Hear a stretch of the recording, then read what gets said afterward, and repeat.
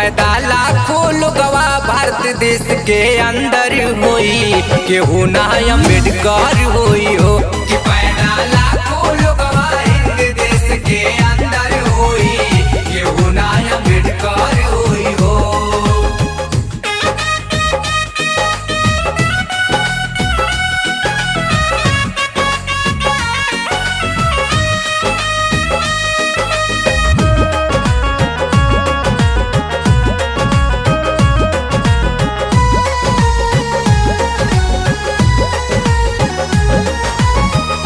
अरबों आबादी से भरल बा वतन हो, एक ही दलित से चुनैल देश रतन हो।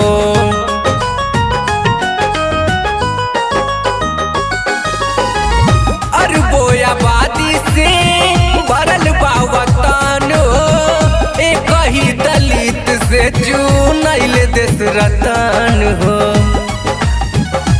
भलही आज के लोगवा, भलही आज के लोगवा ज्ञान के समंदर होई, केहू ना अम्बेडकर होई हो। कि पैदा लाखों लोगवा हिंद देश के अंदर होई, केहू ना अम्बेडकर होई हो।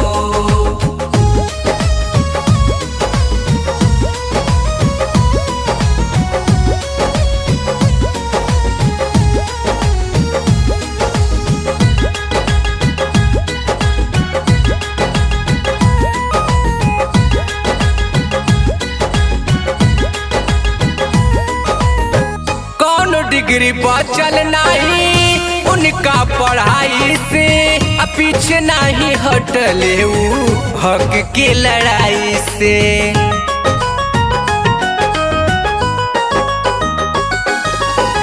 कौन डिग्री बचल नहीं उनका पढ़ाई से, पीछे नहीं हटले ऊ हक के लड़ाई से। केहू कितनो अपने,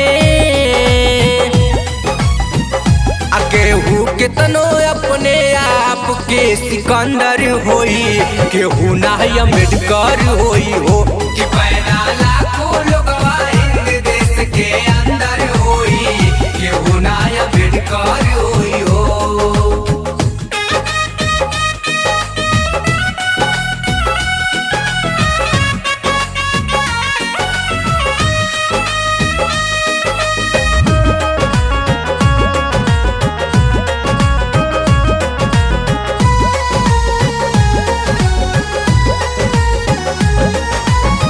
चाह के ना होई केहू एह हिंदुस्तान में, नाम अमर कैले दुनिया जहान में।